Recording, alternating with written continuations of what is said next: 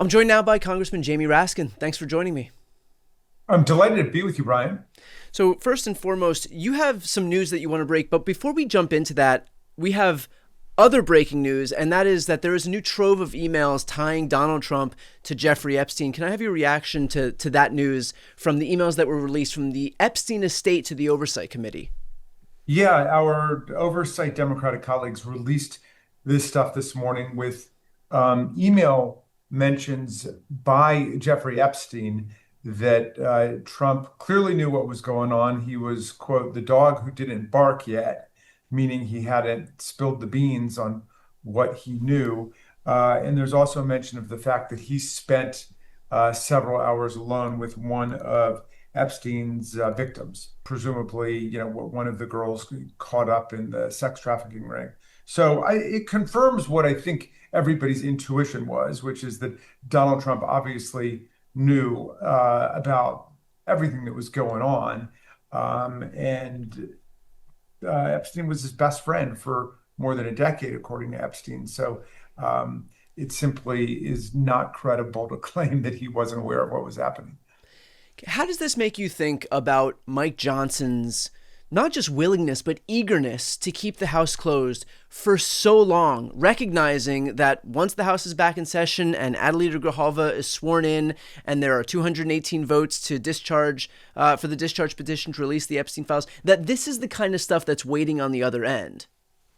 Well, I mean, their shutdown played a double role for them. Obviously, they are involved in this top-down class war against the vast American working middle class in terms of people's health care, in terms of SNAP food benefits and nutrition, you name it. It's the dismantling of the federal workforce, air traffic controllers, cancer researchers, food and drug inspectors.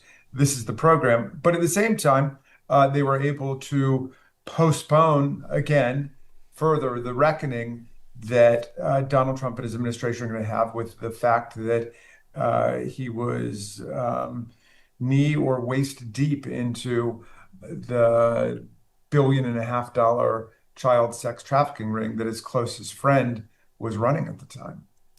This really draws into focus some of the things that Trump's closest aides and officials, cabinet members, Kash Patel, Dan Bongino, all built their brands on this idea that they would condemn the Epstein files. And why wouldn't the deep state release this stuff? And there's got to be, where there's smoke, there's fire. What's your reaction to the fact that they are now part of the very administration that's engaged in exactly the kind of behavior that these people built their brands condemning? Well, Donald Trump is the world master of projection. I used to think it was just a psychological and emotional mechanism and instinct for him, but I think it has also become a superb political tactic that he uses. And so he wanted to start to blame other people for the Jeffrey Epstein global child sex trafficking and rape ring, precisely because he was so deeply ensconced in the culture of it with Jeffrey Epstein. So it was this master projection that they were putting on everybody else. And he was able to stir up and I would say stimulate all of QAnon's fantasies until they spread to millions of people across the country. But at this point, he may have painted himself into a corner, maybe a hoist on his own petard, because he got people to believe in what he knew to be true, which was that men of power had decided to use all of their power and wealth to procure vulnerable girls and young women who came from broken homes and had little money to become part of this utterly criminal sex trafficking ring.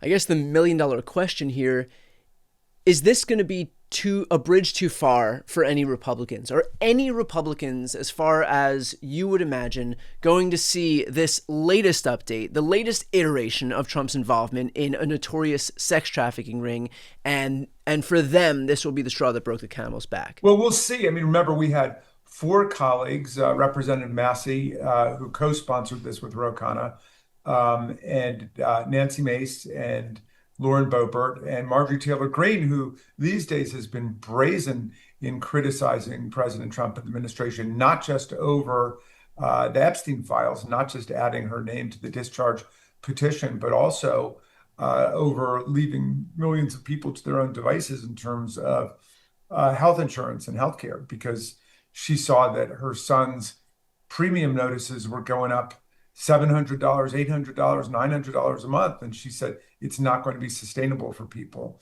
So credit to her for, at least at this point, speaking the truth. And some people theorize that she feels emboldened now that she herself became a victim of the outrageous sexism and misogyny of the MAGA movement. I mean, she did everything that they wanted her to do. She was a completely loyal foot soldier.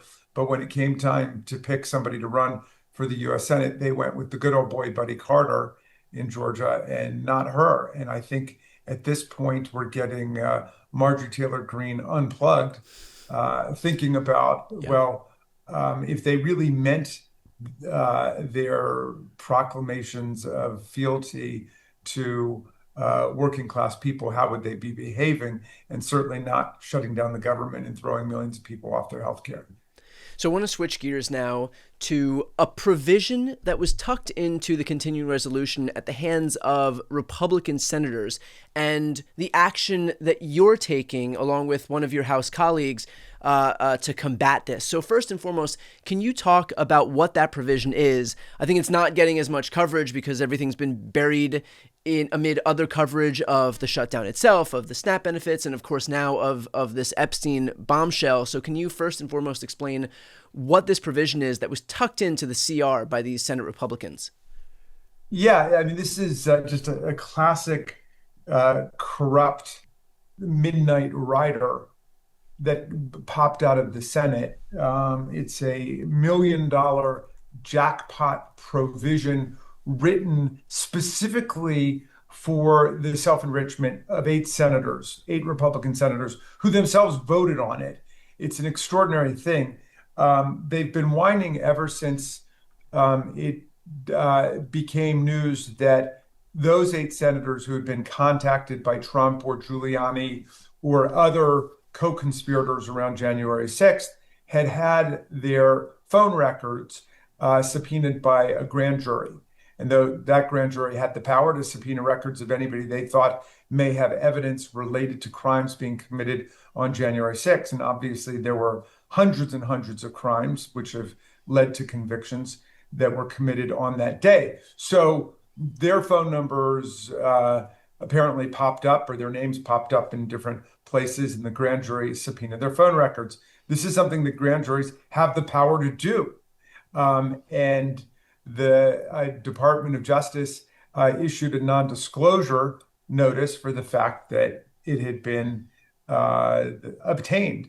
Now, they might not like that, but then they need to introduce legislation to say that either grand juries don't have the power to get people's phone records. And understand, it's not the record of your conversation. It's not substantive. It's not like a phone tap. Right. It's just like your phone bill, who called who at what time, okay, which helps them reconstruct the chronology of events. Well, if they want to get rid of that, fine, they should get rid of it. If they're suddenly born again ACLU civil libertarians and they think that that's all private information and it should not be obtained by grand juries, then they should go ahead and legislate against it. But they're not taking that position. They're saying for them, for members of Congress, but not even members of Congress, because it doesn't even apply to members of the House of Representatives. It's for 100 senators. You can't get those phone records unless those people are personally notified.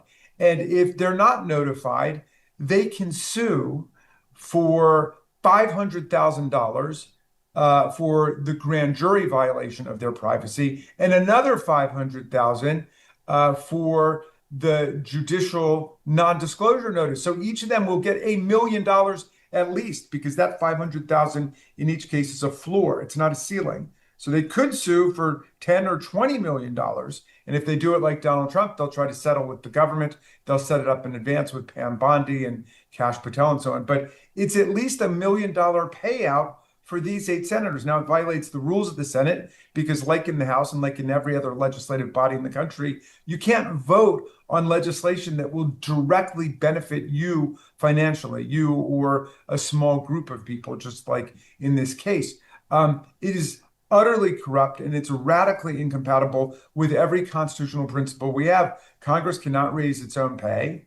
The Equal Protection Clause says that all of us have to be treated equally, so they can't create a criminal procedure right, which applies to senators and not everybody else in the country. But they're basically following what the Supreme Court did for Donald Trump. They want to be treated like a special privileged class, and they're all going for $1 million payout. Yeah, I mean, this is the new Republican Party, just outright kleptocracy. Donald Trump decides that he's entitled to $230 million from the Department of Justice, basically from the U.S. Treasury, to pay himself a cool $250 million. And these Republican senators feel the same way, that they're all entitled to become millionaires on top of the fact that they're already millionaires, just out of our tax dollars. This is the party that beats its chest about how are we going to pay for it and fiscal responsibility. Now they're just giving themselves $1 million handouts because they feel like they were entitled to it because they were implicated in January 6th and rightly investigated for that investigation, which uncovered hundreds and hundreds and hundreds of charges for the people that were involved. And so it's worth asking, in light of this, what action had you taken to try and prevent this, and how did Republicans respond? Well, when we saw this, I got immediately in touch with Teresa Leger Fernandez, who's my colleague from New Mexico, because she's been on the corruption thing too. We both agreed how outrageous it was. And so we introduced amendments last night to try to stop it. And what we said is, look, whatever else you think, Republicans, about this bargain, you might think it was the greatest agreement in the world. You might agree with us that it's really bad or somewhere in between. But nobody can go along with this. No self-respecting member of Congress who believes in the Constitution and the rule of law can go along with this. It's just utterly corrupt. A number of Republicans started speaking against it, including Congressman Scott. And a number of them expressed real unhappiness that these corrupt Republican senators were willing to pile this baggage even further onto their continuing resolution. But last night, they ended up unanimously voting to advance the continuing resolution without stripping that provision. So they voted down our amendment. And so is there going to be any way to prevent this from moving? I mean, not that this overt corruption is anything new in the Trump era, but given the fact that the resolution failed, is there going to be any way to prevent these Republican senators from doing what Trump does and just pilfering the federal government? Yeah, so they rejected our amendment. They're not going to allow us the opportunity to vote on it on the floor. They obviously don't want to put their own members in that squeeze play. I certainly hope that any Democrat who was even remotely thinking of voting for this agreement would at this point say there's no way they can vote for this agreement with this completely corrupt provision in there. You know what it reminds me of, Brian, is like the Roman Senate, which was said to have been just as corrupt as Julius Caesar or Caligula. I mean, the Roman Senate was a bunch of people who got there and immediately started figuring out ways to make money for themselves. Yeah. And the Senate is acting like a collection of people more interested in private self-enrichment than at all meeting the needs of the American people. And the great irony, the great tragedy of that, of course, is that this is a Republican Party that got into power on this pretense that they were going to look out for regular people, that they understood the pain of working people, that they were focused on the cost of housing and groceries and rent and eggs. And yet, just like Donald Trump, who swept into office and immediately started building himself a ballroom and buying himself jets and retrofitting them using taxpayer dollars and encrusting the Oval Office in gold and throwing Great Gatsby parties, now you've got these Republican senators who see that, and it's just monkey see, monkey do, and they view this as basically a green light to enrich themselves as well. And so it's just outright corruption from the top down. But as they say, the fish rots from the head, and so this is no surprise. Well, the movement for strong democracy and freedom in America has a very clear target here, which is the complete corruption of our government by MAGA and by Donald Trump. And anybody who thinks it's just Donald Trump, it's not really the Republicans in Congress, I think has been disabused of that Yeah. notion by virtue of Speaker Johnson shutting Congress down for nearly 2 months in order to avoid having to release the Epstein file and in order to throw millions of people off healthcare, and by the outrageous actions of these senators who are acting like senators in the Hunger Games or something. I mean, it's just this let them eat crypto attitude. We'll leave it there. Congressman Jamie Raskin, thanks as always for your time. Thank you, Brian.